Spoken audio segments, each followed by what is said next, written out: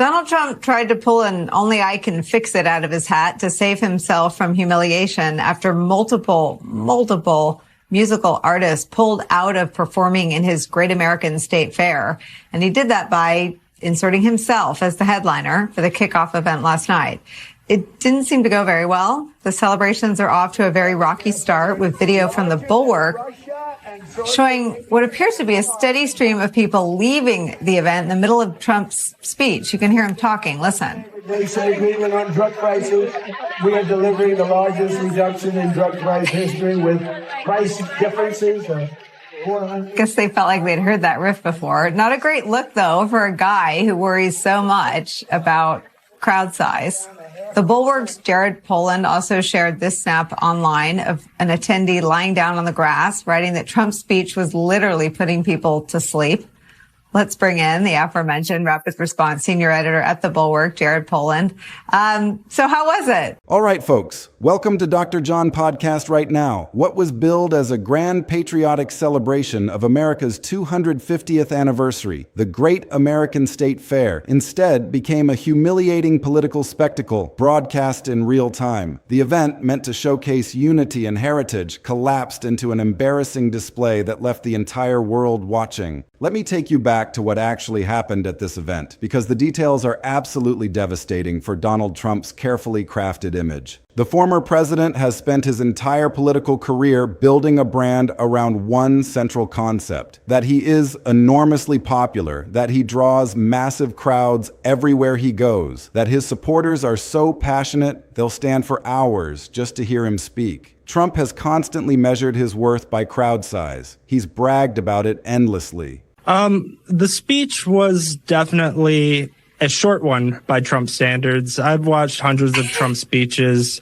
since I've started working for the Bulwark, and his speech last night came in just a little under 30 minutes. And a lot of the crowd there, I would say, were definitely not your typical sycophantic, super Trump crazy supporter.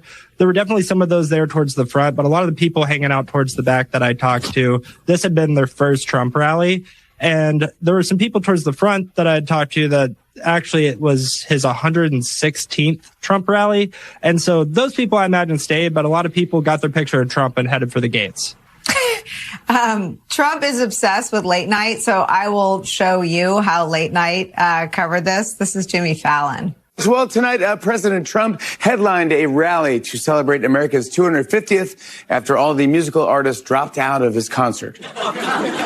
It's the first event where BYOB means bring your own band in the old one. Tonight included a military flyover, Lee Greenwood singing God Bless the USA, and a speech by Trump. Even Trump's biggest fans were like, is this a repeat? Because I feel like I've seen this for him.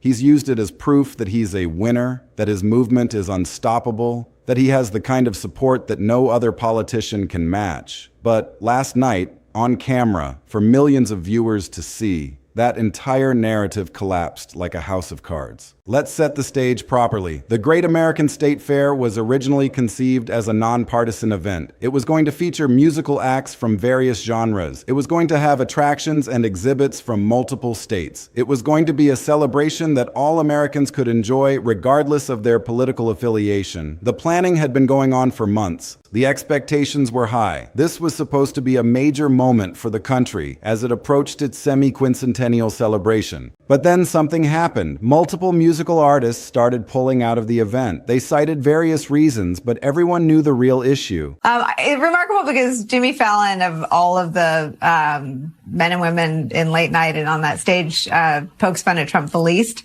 But this is where it hurts the most if you're Donald Trump. A repeat, a rehash, not so A-list. What was it that they couldn't? I mean, last block we're talking about how all-powerful Trump is, that he's literally got media organizations, law firms, and all the federal government working for him, but he couldn't rub sticks together and get anyone better than himself. So a lot of the people that I talked to at the rally, they were there not because of Trump, but because they wanted to be there to see the festivities. There were definitely some Trump supporters there, but I think a lot of the people backed out because Trump really has made this entire America 250 celebration about him. And a lot of people that were there definitely were looking for something to celebrate America, and we're happy to see the president speak, but I think they were more so there for the flyovers and the Marine Corps band that was playing before. So I think the attendance would have probably lasted a little bit longer into the night had the original acts stayed on board. They didn't want to be associated with what was rapidly becoming a Trump rally dressed up as a patriotic celebration. States started backing out too. They didn't want their statehood represented at an event that had been hijacked for partisan purposes. The fair that was supposed to bring Americans together was falling apart because of Trump's insistence on making everything about himself. Trump's solution to this crisis? Classic Trump. He decided that if no one else would headline the event, he would do it himself. He would insert himself as the main attraction. He would rescue the fair with his presence. He would draw the massive crowds that the musical acts couldn't. He would save the day and look like a hero in the process. It was exactly the kind of move that Trump always makes. I want to show you Trump trying to do some crowd building for his next event featuring himself. This is Trump seeming to beg the crowd to come to his 4th of July speech. Then on July 4th, we will have the greatest show of all on the National Mall. Your favorite president will be speaking. So please show up. Because if we have 2 empty seats, you know what's going to happen? The fake news is going to say he didn't fill out the arena. I mean, he doth protest us so much. The idea that we're the problem. He seems to be the problem when it comes to empty seats.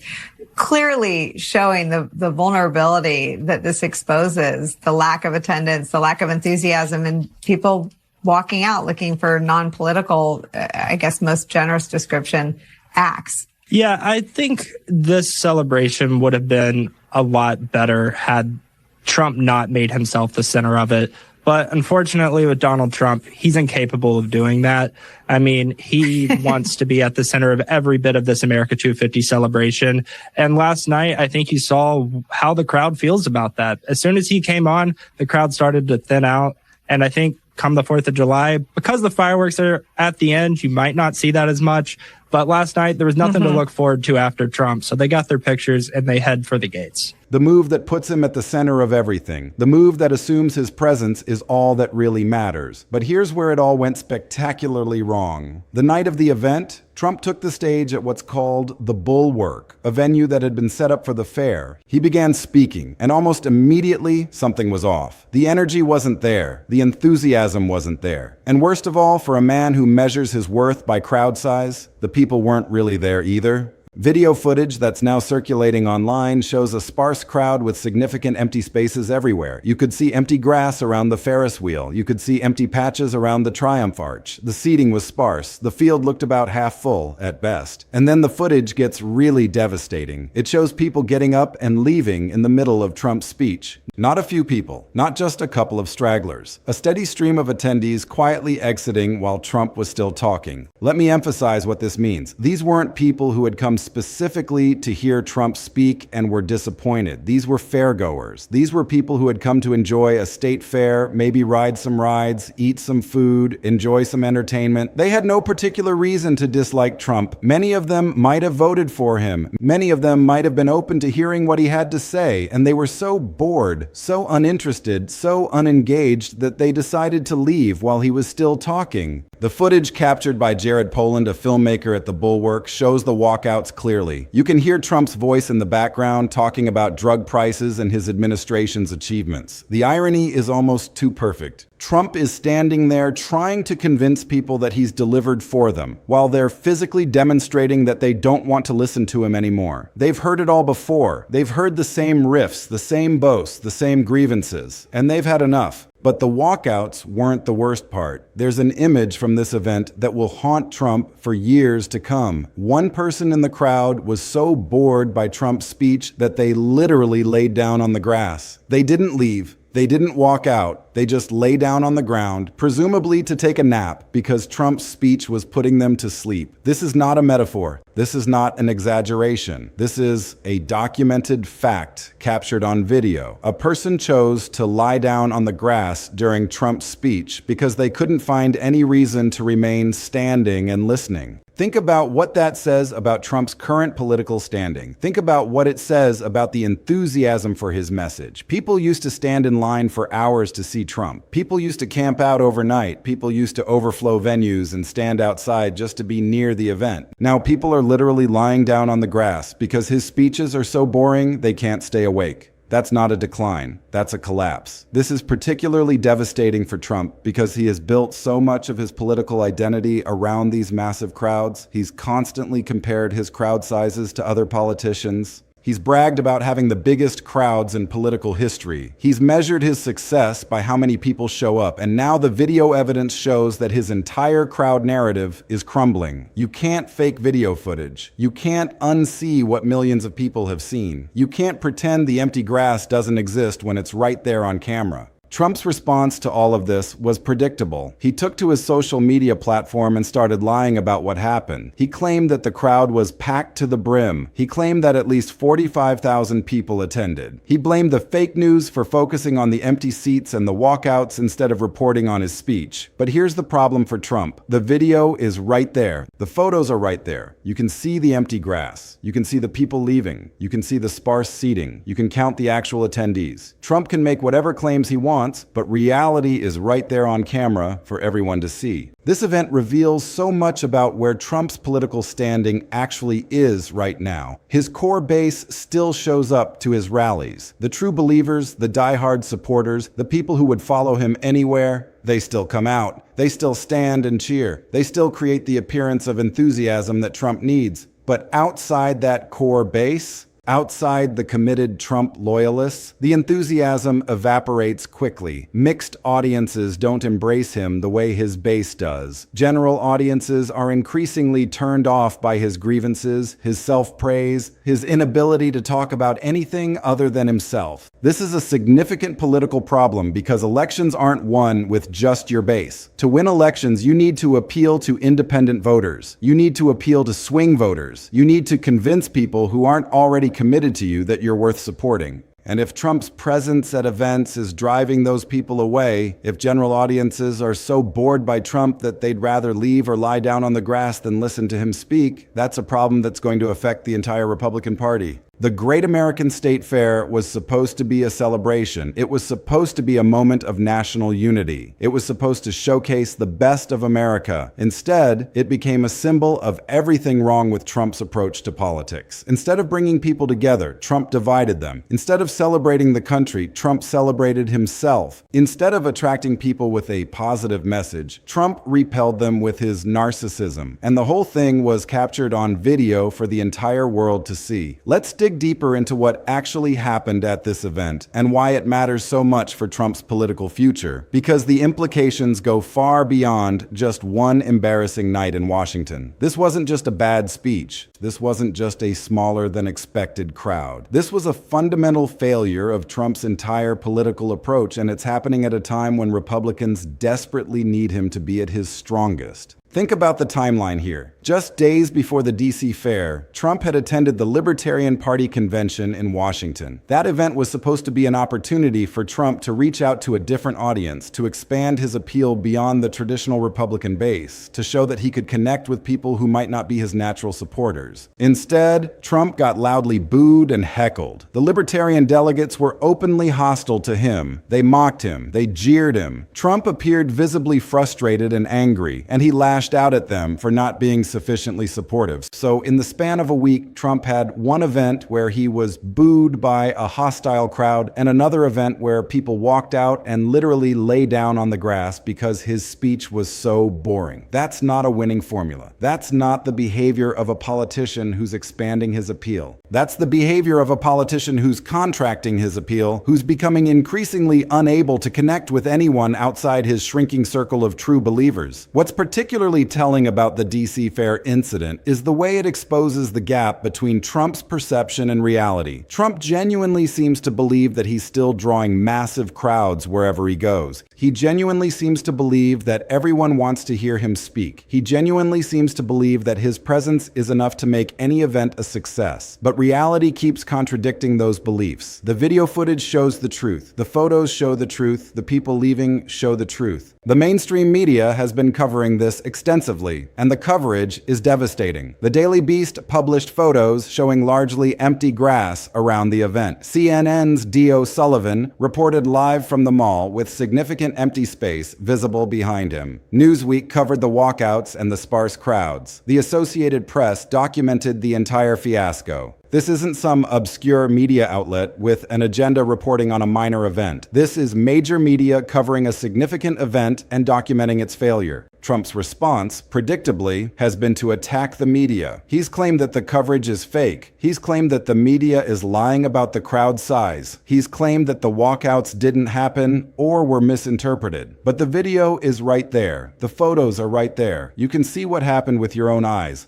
No amount of bluster or deflection can change what's captured on camera. This is the kind of situation where Trump's usual tactics fail because the evidence is too overwhelming to deny. What's also significant is the anxiety Trump has been displaying about crowd size. This isn't just about the DC fair. Trump has been preemptively complaining about media coverage of potential empty seats at upcoming events. He's been urging supporters to attend his July 4th speech. And he said something incredibly revealing. He said that if there are 2 empty seats, the fake news is going to say he didn't fill the arena. Think about that for a moment. Trump is so worried about empty seats that he's already anticipating how the media will cover it. He's mentally preparing for the possibility that he won't be able to fill venues. He's concerned enough to address it publicly before the event even happens. This is not the behavior of a politician who's confident in his popularity. This is the behavior of a politician who knows something has changed, who knows his drawing power is diminishing, and who's desperately trying to control the narrative before the evidence becomes impossible to ignore. Trump used to be so confident about crowd size that he would brag about it constantly without any fear that the media would disprove him. Now he's worried about what the media will say about empty seats. That's a telling shift. There's also the broader question of what all of this means for Trump's political identity. Trump has built his entire brand around this idea of being a winner. Everything about his political style is designed to project strength and success. He talks constantly about winning. He measures his popularity by how many people show up. He uses crowd size as proof that his movement is strong and growing. But if the video evidence shows that his crowds are actually shrinking, if it shows that people are getting bored and leaving, that undermines the entire foundation of his political identity. You can't be the winner with the biggest crowds if the video shows empty grass and people lying down. You can't claim to have massive enthusiasm if people are walking out while you're still talking. You can't project strength if you're desperately trying to control the narrative about empty seats before an event even happens. The image of someone lying on the grass during Trump's speech is especially damaging because it's so visual and so humiliating. It's an image that people will remember. It's an image that will be replayed over and over again. It's an image that encapsulates everything that's wrong with Trump's current political position. The timing of all of this is also crucial. We're heading into a critical election season. Republicans need to be energized and ready to vote. They need their base to be enthusiastic and motivated. And Trump should be a key part of that energy. He should be the one generating excitement and drawing people out. But instead, Trump is having events where people are leaving early and lying down on the grass. He's having events where audiences are openly hostile. He's having events that fail to meet expectations. This is not the kind of momentum that Republicans need heading into an election. There's also the question of whether this is a broader trend or just a one-off event. Is the DC fair a reflection of Trump's fading appeal across the board, or was it just a bad night in a particularly challenging setting? The evidence suggests this is a broader trend. The Libertarian Convention booing, the declining crowd sizes at rallies,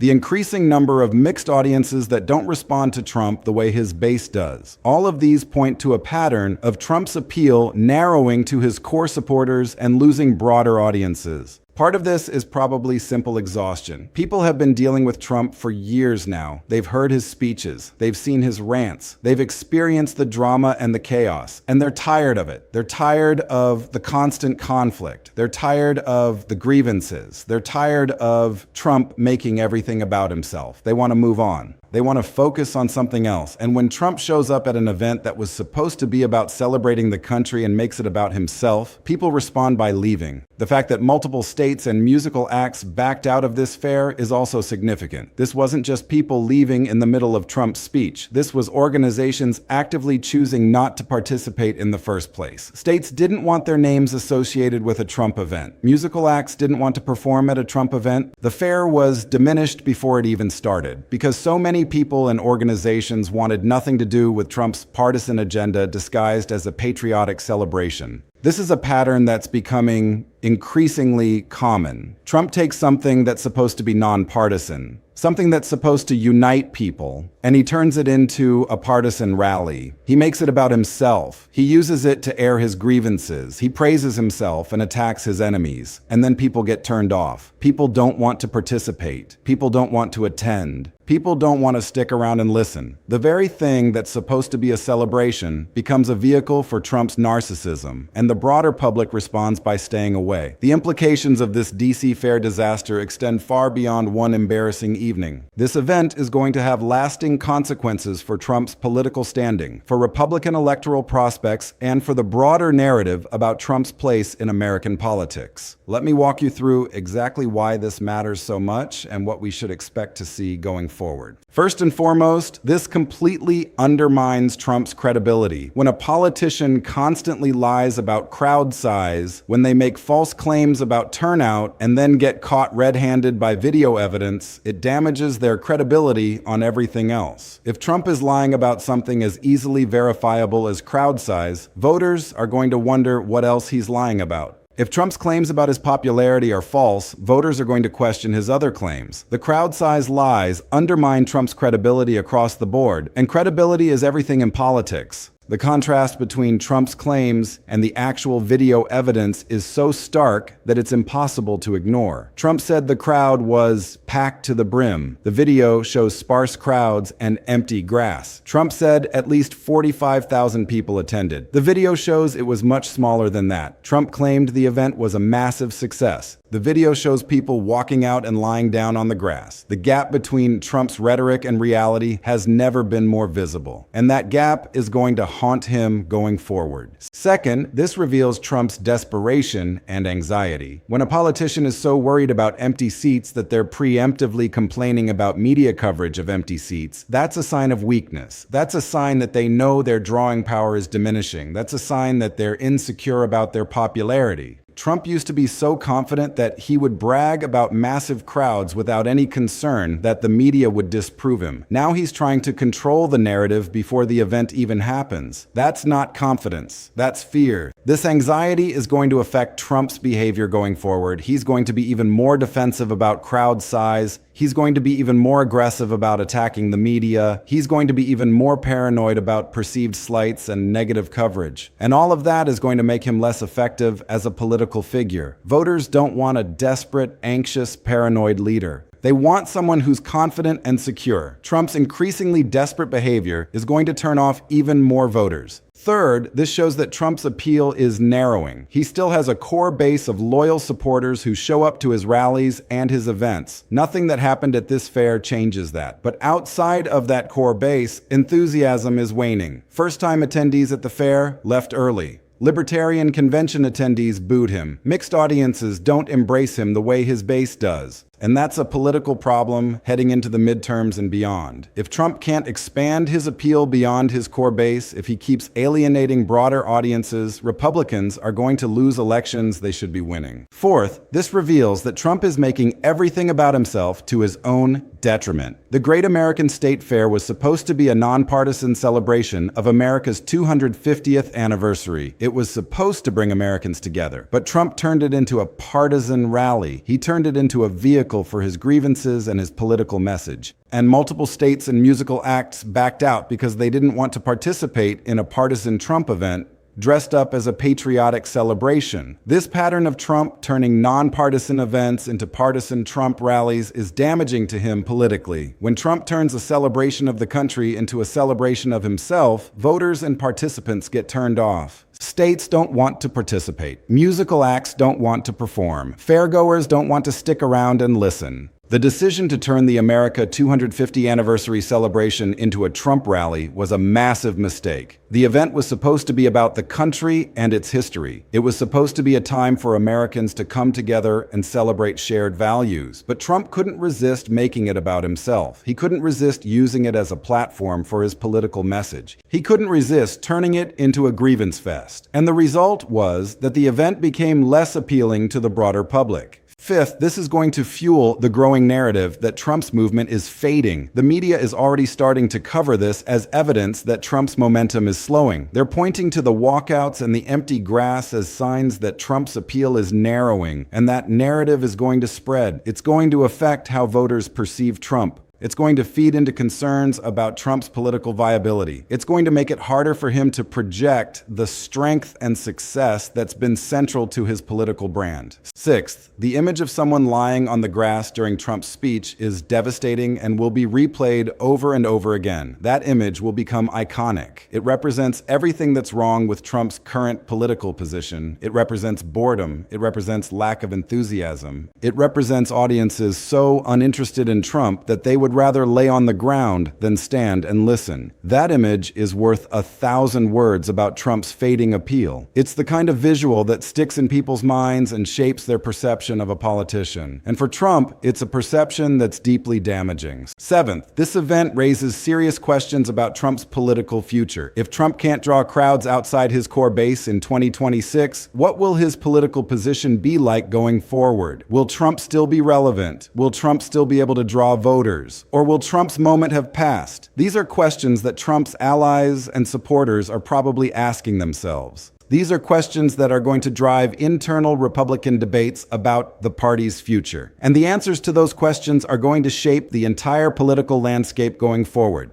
What we witnessed at the Great American State Fair was more than just a bad night for Trump. It was a fundamental exposure of the gap between Trump's self-image and reality. It was a demonstration that Trump's appeal is narrowing to his core supporters while broader audiences are increasingly turned off. It was a reminder that Trump's narcissism and inability to connect with anyone outside his base are political liabilities that are only going to get worse over time. The video evidence is irrefutable. The photos are irrefutable. The walkouts are irrefutable. The person lying on the grass is irrefutable. Trump can make whatever claims he wants, but reality is right there on camera for everyone to see. And as that reality sinks in, as more people see the footage and understand what actually happened, Trump's political position is going to become even more precarious. The Great American State Fair was supposed to be a showcase for Trump's popularity. Instead, it became a showcase for his decline.